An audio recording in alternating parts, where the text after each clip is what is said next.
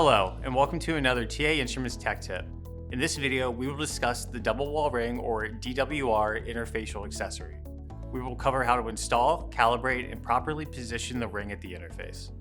Throughout the video, we will also discuss how to optimize this geometry setup to obtain the best interfacial shear results. The double wall ring accessory consists of a double wall trough made of hydrophobic material and a platinum iridium ring with a diamond cross-section. This interfacial geometry is specifically designed to provide high torque, reliable interface pinning, and a well-defined shear field while reducing subphase contributions. This design makes this the only interfacial accessory for truly quantitative measurements. When it comes to the type of rheological measurements that can be done using this accessory, it is the same as bulk rheological testing, just simply confined to a 2D interface. In fact, the DWR is essentially the two-dimensional version of the double wall concentric cylinder geometry you may be more familiar with. Now let's start with how the geometry is configured with a Peltier plate as the base. First, place the trough on the base with the window pointing outwards. Next, attach the geometry holder without the ring attached and zero the gap. Make sure to never zero the gap with the ring attached.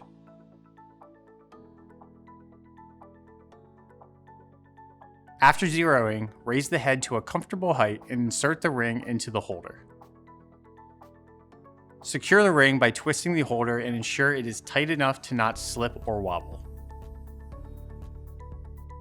The inertia, friction, and rotational mapping can now be done.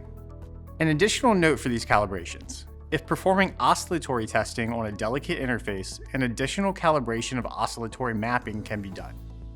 This calibration can be found at the bottom of the calibration page. First, set the upper ring to the home position from the motor tab in the control panel in Trios. Then choose your range of interest and begin the oscillatory mapping. For optimized results, perform your measurement with the ring at the home position as well. Now it's time to load the sample into the sample cup. If you're testing the interface of two immiscible liquids, load the denser phase first. Add liquid until the surface just covers the top of the step in the trough. If any bubbles are created, remove them with a pipette. Use a syringe or a small glass pipette to draw off any liquid from around the step. Once the sample is at the same height as the step in the cup and the surface is perfectly flat, we can set the ring at the interface. To accurately place the ring at the interface, we use the axial force sensitivity of the instrument. First, move the ring to the home position and bring it down to the interface, but ensure not to make contact with the interface.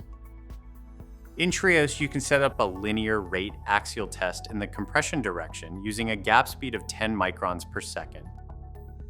Initiate the test, and in Trios, plot the results as axial force versus gap. As the ring is lowering, there will be a noisy appearing axial force baseline. Once the ring just touches the liquid, a sudden drop will be observed in the axial force. From the gap height this occurred at, lower the ring an additional 500 microns. This is half the height of the ring cross-section and will pin the ring at the interface. If just testing the liquid-air interface, you can begin your test. If testing a liquid-liquid interface, you can now add the less dense liquid and then begin your test. Here are a few tips for optimizing your measurement. Due to the weak nature of interfaces, switch the motor mode to soft. If performing oscillatory tests, use low frequencies of 1 radian per second or less to limit inertial influences. If looking at dynamic or changing interfaces, you can use the non-iterative sampling feature that is discussed in another tech tip. In this video, we discussed the double wall ring interfacial shear rheology accessory on the TA Instruments HRX rheometers and showed how to set up the accessory and accurately pin the ring to an interface. Along with this, we provided some tips to help you optimize your testing. Please stay tuned for more helpful tips from Waters Material Sciences, and thank you for your interest.